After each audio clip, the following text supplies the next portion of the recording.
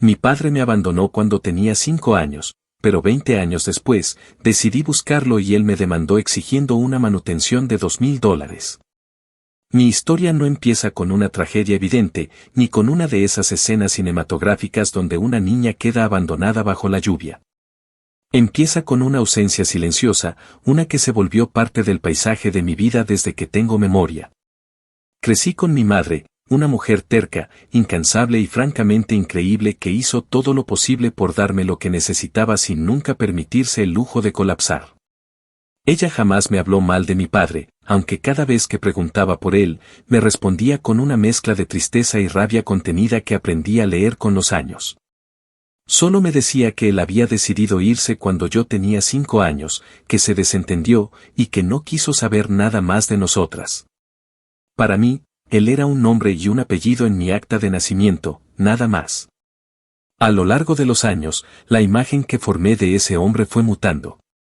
Al principio imaginaba que tal vez tenía razones importantes, que quizás algún día aparecería arrepentido con lágrimas en los ojos. Luego, con la adolescencia, la fantasía se volvió rencor, lo imaginaba como un cobarde, un huevón incapaz de asumir responsabilidades. Ya de adulta, no pensaba tanto en él, o eso creía, porque seguía rondándome la idea de buscarlo, de mirarlo a los ojos y preguntarle por qué carajo se había largado. Nunca tuve la intención de crear una relación o de reconstruir algo que, seamos honestos, él se encargó de destruir desde el principio. Solo quería entender. Solo quería respuestas. Y sí, lo admito, una parte de mí quería que me dijera que se arrepentía, que me había buscado, que le dolía todo el tiempo perdido. ¡Qué ilusa! Pasé años debatiéndome entre buscarlo o dejarlo como un capítulo cerrado que no necesitaba reabrir. Hasta que un día, después de ver una publicación en redes sobre reconciliaciones familiares, me metí en Facebook con una mezcla de rabia y curiosidad. Tecleé su nombre completo, que tenía grabado en la cabeza como una cicatriz, y me salieron 3 perfiles. 2 estaban completamente vacíos, pero uno tenía una foto clara de un tipo mayor, con el mismo ceño fruncido que tengo yo cuando algo me molesta. Sabía que era él. El corazón se me aceleró. Sentí un impulso raro, como si una parte de mí hubiera estado esperando ese momento toda la vida. Le mandé un mensaje después de pasar semanas escribiéndolo, borrándolo y reescribiéndolo. Al final, opté por algo directo pero educado, diciéndole quién era yo, que solo quería saber de él, sin dramas, sin expectativas. No pasaron ni 3 días cuando me respondió. Me dijo que claro que se acordaba de mí, que me había pensado muchas veces y que no tenía idea de cómo acercarse. Esa respuesta me hizo llorar.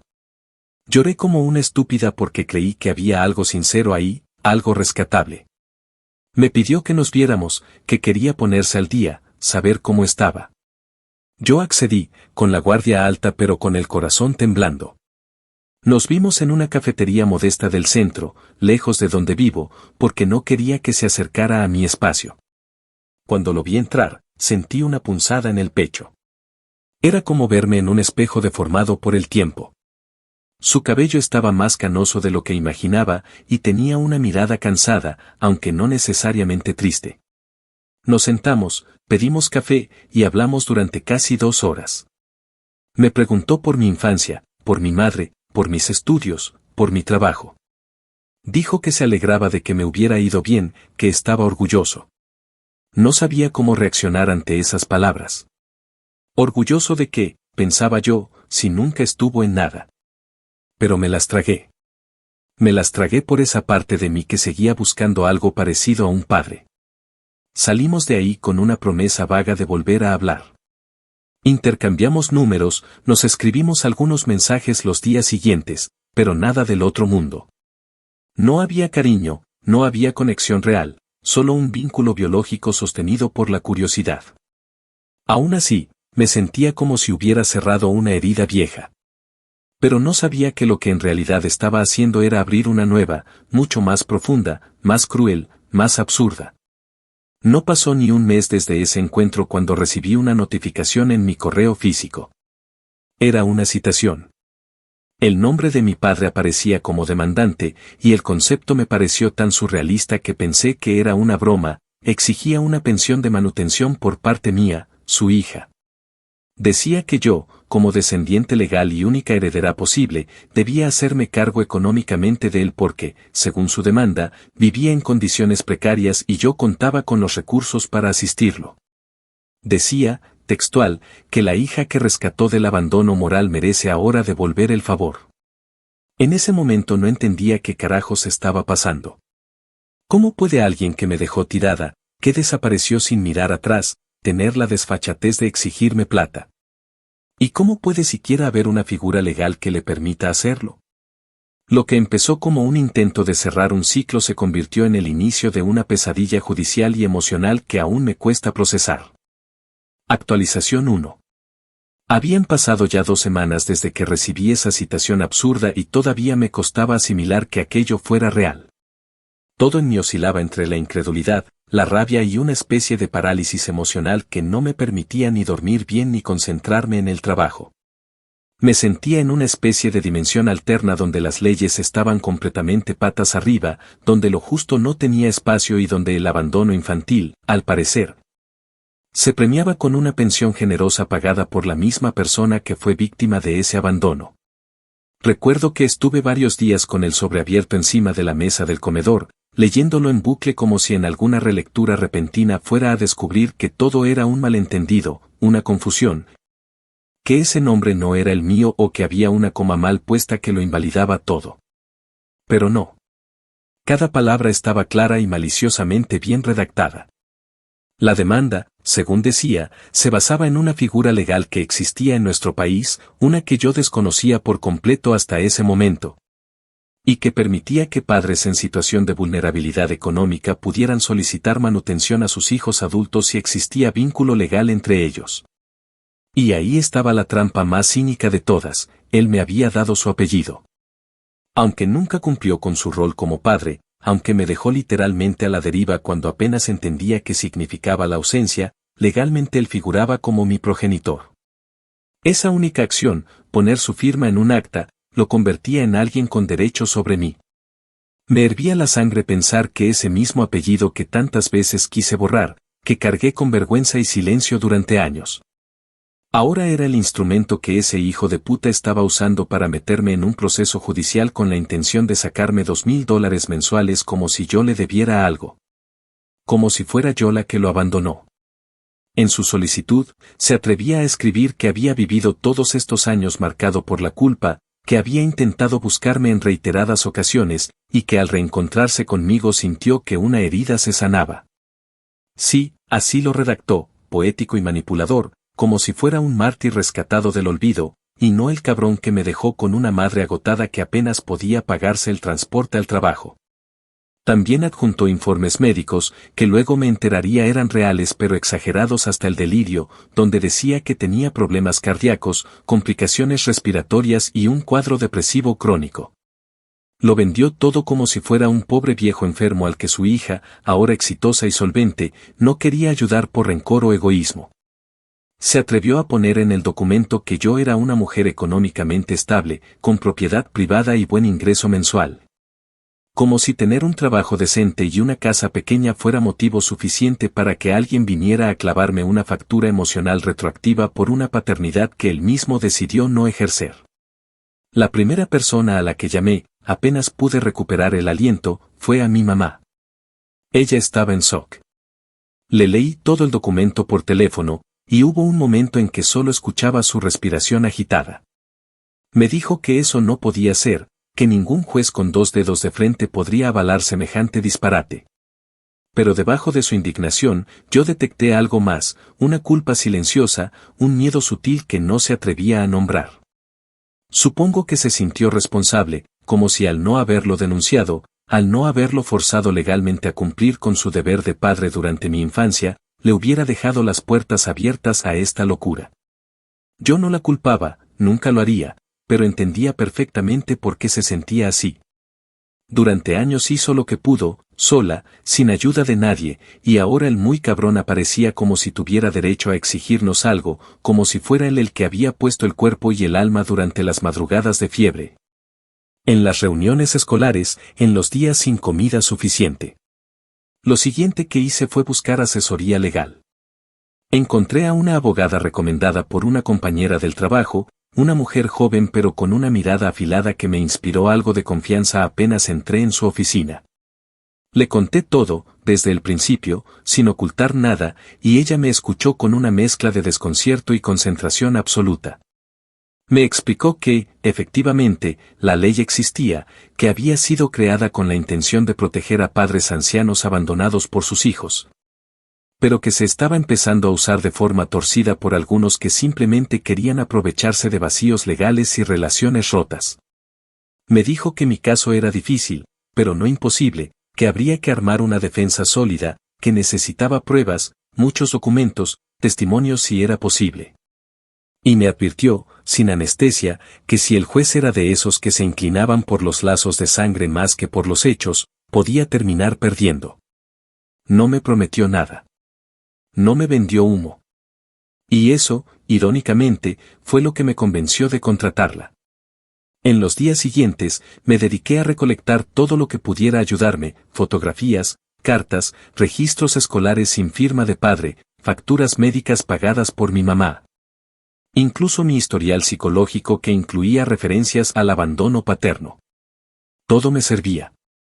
También empecé a buscar testigos, antiguos vecinos, profesoras, amigas de mi mamá que pudieran confirmar que ese hombre jamás se apareció, que nunca llamó, que no mandó ni un puto regalo de cumpleaños. Lo más difícil fue revivir todos esos recuerdos. Cada documento era como una daga oxidada clavándose en el pecho, una prueba dolorosa de que, efectivamente, fui criada sin padre, y que ahora ese mismo hombre quería convertirme en su fuente de ingresos. Mientras tanto, él seguía enviando indirectas a través de sus redes sociales, publicaciones pasivo-agresivas donde hablaba de la ingratitud de los hijos modernos. De cómo él había hecho lo que pudo con lo que tuvo y cómo la vida le estaba cobrando facturas que no merecía. Me daban náuseas.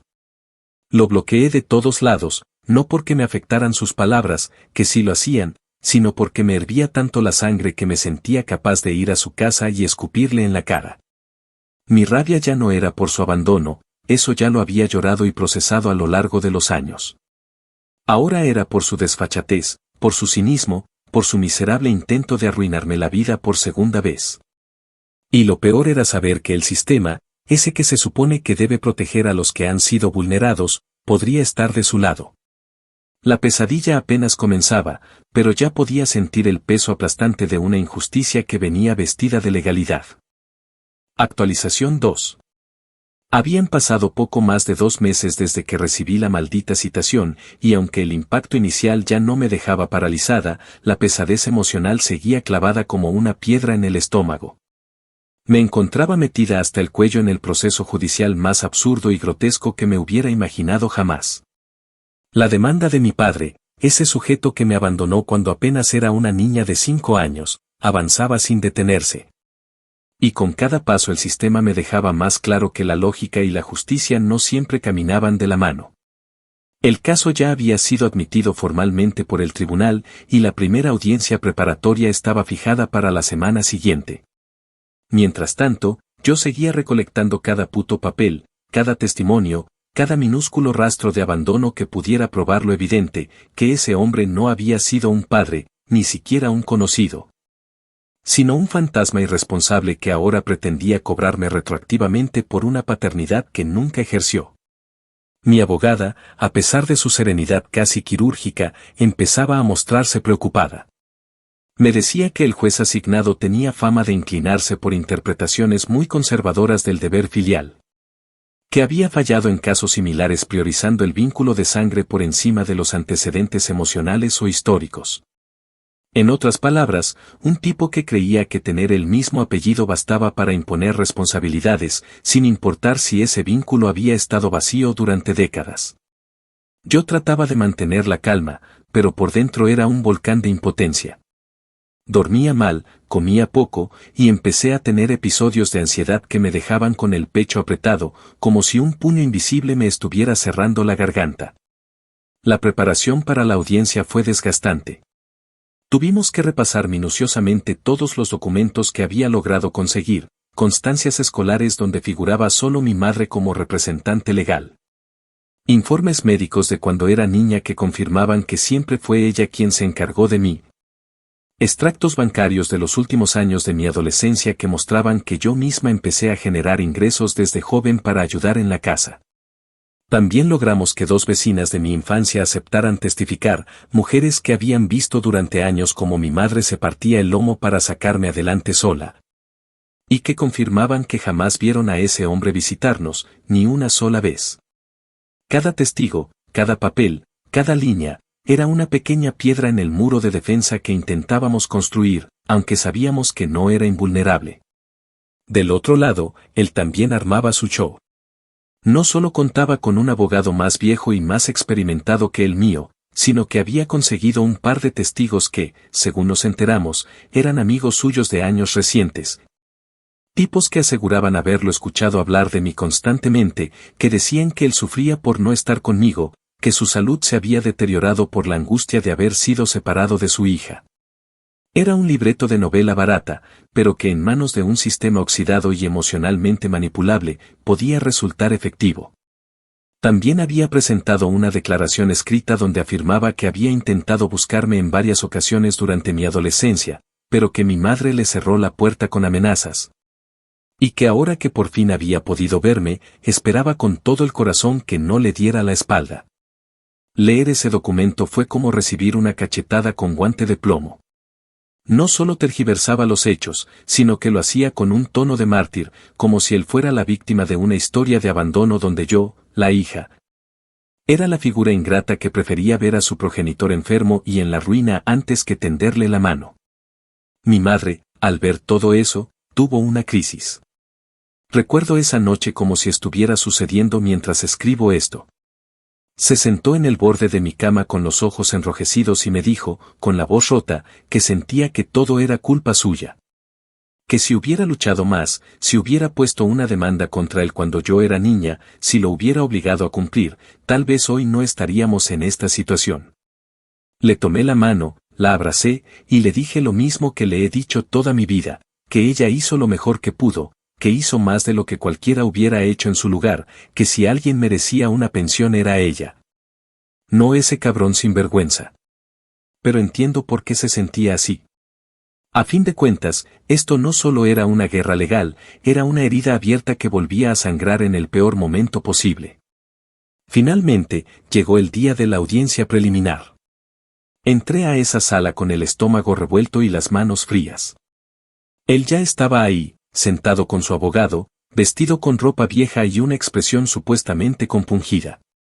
Fingía estar más débil de lo que en realidad estaba, caminaba con un bastón que no necesitaba y se acomodaba el saco con lentitud estudiada, como si cada gesto tuviera la intención de provocar lástima. En cuanto el juez entró, la formalidad del proceso me dio una bofetada de realidad. Esto era serio. Esto podía terminar mal. Durante esa primera sesión no se discutió aún el fondo del asunto, pero sí se aceptaron los elementos probatorios que cada parte presentaría en el juicio. Ver la forma en que el abogado de mi padre articulaba sus argumentos me dejó helada. No se trataba solo de un reclamo económico, estaban construyendo un relato emocional, casi melodramático. Donde él era un hombre arrepentido que solo buscaba cerrar el ciclo con su hija y garantizar un sustento mínimo en su vejez. Y ahí estaba yo, la hija exitosa, preparada, con recursos, que al parecer había olvidado que debía algo a quien le dio la vida. Era repugnante. Me daban náuseas de escuchar tanta basura presentada con voz calmada y formal, como si fuera legítima. Mi abogada presentó nuestras pruebas con serenidad, pero incluso ella reconoció después que el tono general de la audiencia no le gustaba. El juez, aunque no se mostró abiertamente parcial, sí dejó entrever que entendía el dolor de padres que no pudieron estar presentes y que muchas veces los hijos no dimensionaban la carga de haber perdido tantos años sin contacto. No pude evitar cerrar los puños bajo la mesa. No quería interrumpir ni cagar el proceso con un arrebato, pero por dentro gritaba. ¿De verdad iba a importar más su supuesta tristeza que todo el sufrimiento real que me provocó su abandono? Al salir, apenas crucé la puerta del tribunal, me senté en una banca y rompí a llorar. No era solo miedo a perder el juicio, era rabia pura, asfixiante, visceral. ¿Cómo carajos habíamos llegado hasta aquí? ¿Cómo era posible que después de haber sobrevivido una infancia sin él, tuviera ahora que gastar dinero, energía y salud mental en defenderme de su jodida demanda? No quería compasión, ni consejos, ni palabras bonitas. Quería justicia. Quería que alguien le dijera en su cara que no merecía ni un centavo mío. Quería, por primera vez en mi vida, hacerle pagar, aunque fuera moralmente, por todo el daño que dejó como legado. Pero por ahora, lo único que podía hacer era prepararme para la próxima audiencia, porque el juicio estaba oficialmente en marcha, y él no pensaba detenerse. Actualización 3. Había pasado otro mes desde aquella primera audiencia y, aunque yo quería creer que el proceso no podía degradarse más, la realidad se encargó de demostrarme cuán bajo puede llegar un ser humano cuando se aferra al papel de víctima para justificar toda una vida de negligencia y cobardía. El juicio ya estaba en marcha formalmente, y con cada nuevo documento, con cada nueva audiencia y declaración, mi padre, ese cabrón que no fue capaz de comprarme ni una caja de lápices en primaria, se transformaba, ante los ojos del juez y del tribunal, en una figura casi patética que exigía lástima, que se vendía como un hombre derrotado por la vida, olvidando convenientemente que la vida no lo golpeó a él. Él eligió salir corriendo cuando más se le necesitaba. Las audiencias comenzaron a sucederse con una frecuencia que, además de agotadora, se volvió asfixiante. Perdía horas de trabajo para sentarme en una sala donde cada palabra era una puñalada. Verlo ahí, con esa cara que ya no era la del padre ausente que había idealizado en mi niñez, sino la de un manipulador profesional que sabía exactamente cómo construir una narrativa conveniente, me revolvía el estómago. Se presentaba con una carpeta médica bajo el brazo, papeles que acreditaban hipertensión, arritmia leve, problemas articulares y hasta un diagnóstico ambiguo de cuadro depresivo. Su abogado le hacía preguntas como si estuvieran en una telenovela barata, le pedía que contara cómo fue para él perder contacto con su hija, cómo soportó el dolor de no verla crecer. Y cómo cayó en una profunda tristeza que, casualmente, se asentó cuando descubrió por redes sociales que yo tenía una vida relativamente estable. Lo escuché decir, con esa voz quebrada que ya sabía que era puro teatro, que cuando vio mi nombre en Facebook sintió que la esperanza volvía a su corazón, que se llenó de ilusión por reencontrarse conmigo y que fue mi frialdad, mi aparente desinterés, lo que lo terminó de destruir. Agregó que yo le escribí con tono distante, que nunca mostré cariño real, y que eso lo hizo sentir como un objeto descartable por la sociedad y hasta por su propia hija. En ese punto ya no sabía si reír de la rabia o levantarme y gritarle en plena sala que era un mentiroso profesional. ¿Cómo se atrevía a hablar de mi supuesto desinterés, cuando él no tuvo ni la decencia de preguntar por mí en los últimos 20 años? ¿Con qué cara, con qué descaro, podía atreverse a decir que fue mi actitud la que lo destrozó emocionalmente, cuando la única vez que lo vi cara a cara no hizo más que observarme con esa mirada evaluadora? ¿Como si desde el primer momento ya estuviera calculando cuánto dinero podía sacarme? Por supuesto, mi defensa seguía haciendo todo lo posible por desmontar cada mentira. Mi abogada logró incorporar al expediente declaraciones juradas de mis exvecinas y de 2 maestras de primaria que afirmaban con total claridad que jamás vieron a ese hombre acompañarme a una sola actividad escolar, ni a una reunión de padres, ni a una consulta médica. También presentamos la declaración escrita de mi madre, donde relataba en detalle cómo se había hecho cargo sola de cada aspecto de mi crianza, incluyendo los años en que tuvo que trabajar de noche en una panadería para pagar mis útiles y mi uniforme. Todo eso, toda esa verdad tan cruda, tan verídica, parecía flotar en la sala como algo anecdótico. Algo que se reconocía con la cabeza pero que no pesaba lo suficiente como para tumbar la imagen que el otro estaba proyectando. Lo más frustrante era ver cómo la estrategia del abogado de mi padre se centraba en lo emocional, en hacer del juicio un duelo moral más que una evaluación legal. Cada vez que hablaba, construía una narrativa llena de palabras como remordimiento, vínculo roto, redención, reencuentro, hija salvadora. Decía que, aunque mi padre no estuvo presente físicamente, su corazón siempre estuvo conmigo, y que el hecho de que me hubiera buscado, de que me hubiera recibido con los brazos abiertos, era prueba suficiente de su arrepentimiento sincero. Lo que me jodía no era solo que fueran palabras vacías, sino que estaban funcionando. Podía verlo en la expresión del juez, en la forma en que a veces apretaba los labios y asentía, como si todo ese discurso barato realmente le llegara. Y mientras tanto, yo gastaba más y más dinero.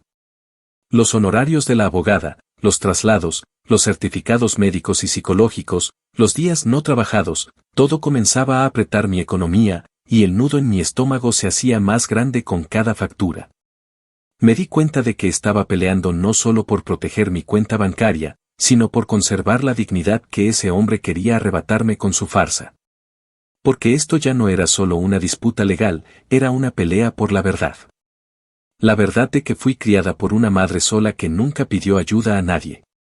La verdad de que no necesité un padre porque nunca tuve uno. Y la verdad de que no iba a permitir, sin dejarlo todo en la cancha, que este infeliz se llenara los bolsillos a costa de años de abandono. Una noche, después de una de las audiencias más duras, en la que el juez pidió que ambos presentáramos argumentos finales antes del veredicto, me encerré en mi cuarto y grité. Grité como no lo hacía desde que era niña. Era una mezcla de frustración, furia, impotencia y cansancio que me desbordó por completo. Lloré hasta quedarme seca, y después me quedé en silencio, sintiendo como el resentimiento se había convertido en algo más profundo, más oscuro, más estable, odio. Ya no era un sentimiento pasajero, no era solo indignación. Era un fuego frío que se había instalado en mí y que no pensaba apagar nunca. Porque fuera cual fuera el veredicto, ya no se trataba solo de lo que iba a pasar en términos legales. Él había abierto una puerta que jamás debió tocar. Me había llevado a un lugar desde el cual ya no había retorno posible. Y si la justicia decidía darle la razón, si el sistema decidía que yo debía pagar por su abandono, entonces él no solo tendría mi dinero. Tendría mi rencor eterno, y con eso, eventualmente, iba a entender que no había ganado nada. Actualización 4. Han transcurrido 3 semanas desde la última audiencia y la espera por el veredicto se volvió una tortura silenciosa que me drenaba por dentro, un compás de tensión que no me dejaba respirar con tranquilidad ni por un instante. Durante ese tiempo, cada día fue un loop de ansiedad controlada a medias, de pensamientos repetitivos que giraban siempre en torno al mismo escenario, ¿qué pasaría si el juez le daba la razón a ese infeliz? Intentaba enfocarme en mi trabajo, en mis rutinas, en las pocas cosas que aún me daban algo de estabilidad, pero la incertidumbre se colaba por cada rendija emocional. Y todo el esfuerzo que había puesto en contenerme comenzaba a hacer grietas. Mi abogada me había advertido que a veces los jueces se tomaban su tiempo, que los veredictos no siempre llegaban rápido, y que en casos emocionalmente sensibles como el mío, algunos incluso redactaban la sentencia como si estuvieran escribiendo un manifiesto ético más que una simple resolución judicial. Y tenía razón. Cuando finalmente recibimos la notificación oficial, supe de inmediato que aquello no era solo una sentencia, era una patada al alma disfrazada de argumento jurídico. El juez falló a favor de mi padre. Leer esas palabras me dejó helada. Estaban ahí, en un documento perfectamente redactado, firmado, con fecha y sello, yo, la hija a la que abandonaron sin mirar atrás, debía pagar una pensión mensual de $2,000 a su padre biológico y legal. En cumplimiento del artículo correspondiente a la manutención filial en adultos en situación de vulnerabilidad.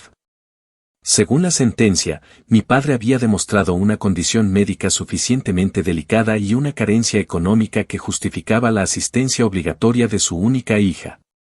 El texto completo era una obra maestra de la hipocresía jurídica, una colección de párrafos estructurados con frialdad, llenos de frases como el deber natural de los hijos hacia sus padres o la recuperación tardía del vínculo como oportunidad para la reparación afectiva. Cada línea era una daga disfrazada de reflexión humanista. No solo me estaban obligando a mantener económicamente a un tipo que jamás estuvo para mí, sino que lo hacían usando el lenguaje más cínico y pretencioso posible.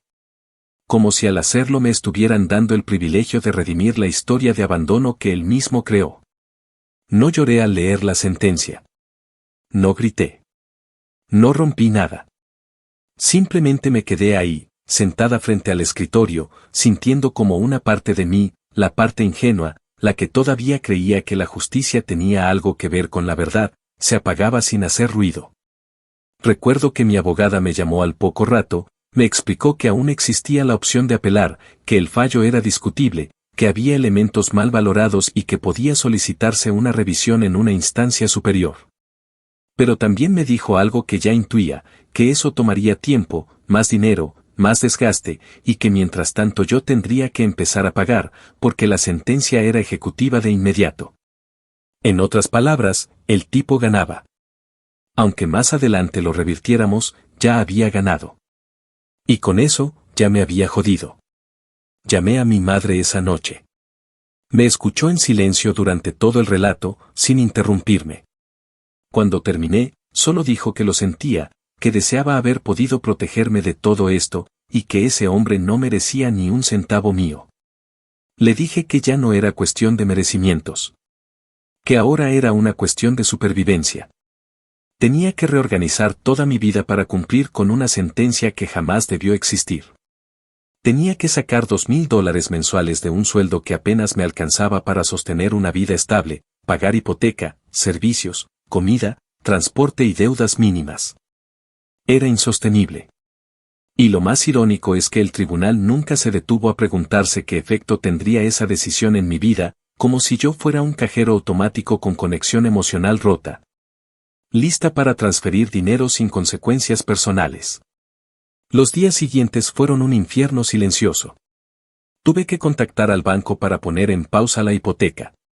Vendí varias pertenencias, muebles, electrodomésticos, incluso una computadora que usaba para proyectos freelance. Empecé a reducir mis gastos de manera drástica, cancelé cualquier plan de vacaciones o ahorro, y aún así, las cuentas no cerraban. No tardé en darme cuenta de que tendría que tomar una decisión más radical. Consulté con una inmobiliaria, hice una valoración rápida, y finalmente, después de noches sin dormir, puse mi casa en venta. Era la única salida real que tenía. Mi hogar, ese lugar que construí con años de esfuerzo, de sacrificios, de jornadas dobles, de renuncias personales. Estaba siendo sacrificado para pagarle una pensión al tipo que debería haber sido expulsado de mi vida por siempre. El proceso fue humillante. Mostrar mi casa a extraños, negociar con compradores mientras fingía que no se me estaba rompiendo el alma por dentro, coordinar trámites mientras empacaba mis cosas con una mezcla de rabia y tristeza. Todo se volvió automático. No podía permitirme sentir demasiado porque sabía que si me detenía a pensar en todo lo que estaba perdiendo, no iba a poder seguir. Finalmente, logré cerrar la venta a un precio que, aunque justo, me dejó con el corazón apretado. Usé parte del dinero para cubrir los pagos iniciales que el juez había estipulado como retroactivos, sí, porque encima debía pagar 3 meses atrasados, y el resto lo guardé para encontrar un lugar más barato donde vivir. Me mudé a un departamento pequeño de una sola habitación, con paredes delgadas, cocina improvisada y vista directa a un callejón. Era lo que podía pagar. Era mi nueva realidad. Ahora vivo ahí. Trabajo el doble, duermo poco, y cada primero de mes transfiero $2,000 a la cuenta bancaria del hombre que convirtió mi vida en una farsa legal. No lo he vuelto a ver ni me interesa hacerlo. No quiero escuchar de él, ni saber si realmente está enfermo o si se está gastando mi dinero en lo que le da la gana. No quiero saber si le duele la espalda, si se compra pastillas, si le alcanza para el gas o si se va de putas con lo que yo le mando. Me importa una mierda. Lo único que siento por él es un odio absoluto, sin matices, sin grietas. Y ese odio, aunque me quema por dentro, también me sostiene. Me recuerda que esto no termina aquí. Que algún día, de alguna forma, voy a recuperar lo que me robó. Y que si él piensa que ganó, no tiene idea de la venganza silenciosa que se está gestando con cada día que paso en este nuevo infierno. Porque no pienso olvidar, no pienso perdonar, y mucho menos pienso rendirme. Actualización final. Han pasado ya 8 meses desde el fallo judicial y desde que tuve que entregar mi casa, ese pequeño pedazo de estabilidad que había construido con cada hora extra trabajada, con cada fin de semana sin descanso, con cada deuda pagada centavo a centavo. 8 meses desde que mi vida se redujo a una rutina calculada, a una contabilidad brutal donde cada dólar que entra tiene un destino asignado antes de siquiera tocar mi cuenta. Vivo en un apartamento diminuto en una zona que jamás habría considerado cuando todavía tenía opciones, un cubículo que hace eco cada vez que cierro la puerta, donde apenas me cabe una cama individual. Una mesa de segunda y un armario que cruje cada vez que lo abro. Cocino en una estufa eléctrica prestada, la ducha pierde presión cada 3 días, y las paredes son tan delgadas que escucho a mis vecinos discutir, tener sexo o llorar con una claridad que raya en lo invasivo. Ese es ahora mi hogar. El resultado tangible de una injusticia legal tan absurda que todavía, por momentos, me despierto en medio de la noche preguntándome si no estaré atrapada en una pesadilla muy elaborada. No he vuelto a ver a mi padre desde el juicio. No me interesa. No quiero saber si sigue enfermo, si ha mejorado, si sonríe cada vez que ve la transferencia mensual aparecer en su cuenta. Me niego a pensar en él como un ser humano con necesidades. Para mí, es una figura vacía, un parásito moral que encontró la manera más baja y ruin de reclamar un espacio en mi vida, obligándome legalmente a mantenerlo, como si los años de abandono se pudieran borrar con un cheque. Ni siquiera tengo ganas de preguntarme si realmente está enfermo o si solo exageró para salirse con la suya. No me importa. Porque incluso si cada diagnóstico fuera cierto, si de verdad le duele cada articulación de su cuerpo y vive con la presión arterial por las nubes, eso no cambia el hecho de que su existencia es una carga que nunca pedí y que ahora me aplasta sin tregua. Durante los primeros meses, cada vez que hacía la transferencia bancaria sentía que me arrancaban un pedazo del alma. Era una humillación programada, un ritual de sometimiento al que me obligaba la ley y al que yo respondía con una mezcla de rabia y resignación. Me costaba trabajo no llorar después de enviar ese dinero, sabiendo que lo hacía para cumplir con una sentencia basada en la mentira, en la manipulación emocional. En una historia inventada para encajar en un marco legal hecho para casos reales de abandono, no para premiar al cabrón que simplemente se largó. Pero con el tiempo, algo cambió. Dejé de sentir dolor. El llanto se secó. La indignación se convirtió en una especie de coraza que me rodea y me mantiene en pie. Ya no tiemblo al mirar mi cuenta, ya no me duele ver cómo se va el dinero. Lo que siento ahora es odio puro, helado, estable, profundo. Y ese odio es lo único que me mantiene viva. He dejado de contarle a la gente lo que pasó. Las primeras veces que lo contaba, algunos reaccionaban con empatía, otros con incredulidad, y algunos, los que me sacaban más de quicio, me decían que tal vez yo debía perdonarlo, que es tu padre, al final del día. Como si la genética fuera una excusa suficiente para que alguien te destroce la vida 2 veces. Ahora simplemente digo que tuve que vender mi casa por temas legales, y la conversación muere ahí. Me ahorro la mirada de lástima, el consejo barato, el juicio encubierto detrás de frases bien intencionadas. Aprendí que nadie entiende realmente lo que se siente cuando el Estado mismo se convierte en cómplice de tu verdugo, cuando la ley te obliga a alimentar al monstruo que se escondió bajo tu cama durante toda tu infancia. He empezado a trabajar más. Tomo horas extra, he retomado algunos proyectos freelance que había abandonado por falta de tiempo y energía. No porque quiera tener más, sino porque necesito mantenerme a flote. Mi vida es un equilibrio frágil entre facturas, planillas, transferencias y silencio. Ya no salgo mucho, ya no me doy lujos. He recortado mis círculos sociales.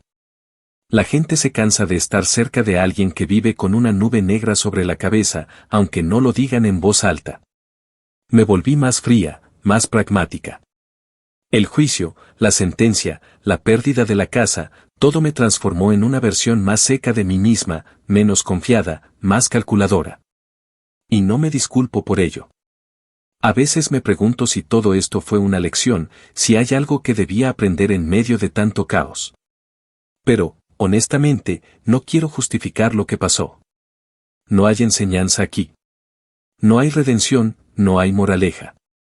Solo hay una verdad incuestionable: un hombre me abandonó cuando más lo necesitaba, y años después, cuando ya había logrado sobrevivir sin él, regresó para chuparme la sangre con la bendición de un juez.